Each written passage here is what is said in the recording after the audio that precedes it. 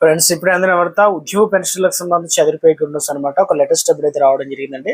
So ఆ వివరాలు ఏంటనేది మనం వీడియోలో తెలుసుకుందాం. వీడియో చివరి రోజు చూడండి, అర్థమవుతుంది. మొదటిసారిగా ఛానల్స్ తప్పకుండా సబ్స్క్రైబ్ చేసుకొని చూస్తున్నారు కానీ లైక్ చేయడం మర్చిపోతున్నారు. సో లైక్ చేయండి వీళ్ళకైతే వెళ్ళి.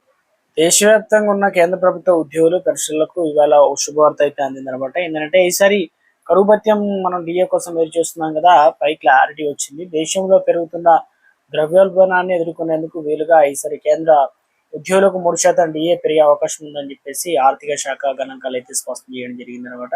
దీంతో లక్షలాది మంది ఉద్యోగుల జీతాలు పెరగనున్నాయి. ప్రస్తుతం అందుతున్న సమాచారం ప్రకారం జూలై 1 నుంచి ఈ డిఏ పెంపు అయితే అమల్లోకి రానున్నట్టు చెబుతున్నారు. సో అదేవిధంగా ప్రస్తుతం కేంద్ర ప్రభుత్వ ఉద్యోగులు ఇస్తున్న డిఏ మూల వేతనం బేసిక్ పే 60% ఉంది కాబట్టి తాజా పెంపుతో ఇది 63%కి చేరబోతుంది.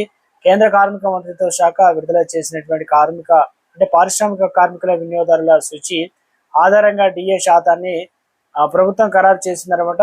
కేంద్రం సాధారణంగా ప్రతి ఏటా కూడా జనవరి 1, జూలై 1 నుంచి తేదీల నుంచి అమల్లోకి వచ్చేలా 2 సార్లు డిఏని అయితే సవరిస్తుంది అనమాట. సో గత ఏడాది జూలై నుంచి ఏడాది జూన్ వరకు 12 నెలల కాలంలోని వినియోగదారుల ధరల సూచి సగటు ఆధారంగా లెక్కింపు అయితే చేస్తారనమాట. సో ఏడవ వేతన సంఘం నిర్దేశించిన లెక్క ప్రకారం డిఏ దాదాపు 63.7% చేరింది.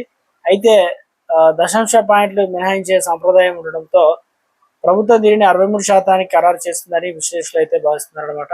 సో ఇక ఇప్పుడు తిరిగి 3% డిఏ వల్ల ఉద్యోగులు కనీసం వేతనం ఆధారంగా జీతాలు పెరగబోతున్నాయి. మూల వేతనం వచ్చేసి 18,000 రూపాయలు ఉన్న ఉద్యోగికి నెలవారీ జీతంలో 540 రూపాయలు అయితే పెరుగుతాయన్నమాట. అలాగే బేసిక్ పే కూడా 30,000 రూపాయలు ఉన్న వారికి 900 రూపాయలు, ఒకవేళ బేసిక్ పే 50,000 వరకు ఉంటే కనుక వారికి దాదాపుగా 1,500 రూపాయల చొప్పున పెరిగే అవకాశం అయితే ఉంది. సో కేంద్ర ప్రభుత్వంతో పాటు సమానంగా పెన్షన్లు కూడా ఈ 3% డిఆర్ ప్రయోజనం అయితే లభిస్తుంది అనమాట. సో ఇప్పటికే 8వ వేతన సంఘం అమలు కోసం ఎదురు చూస్తున్న ఉద్యోగులకు ఈ 3% పెంపు అనేది కొంతమేర ఊరట లభిస్తుందని చెప్పుకోవచ్చు అనమాట.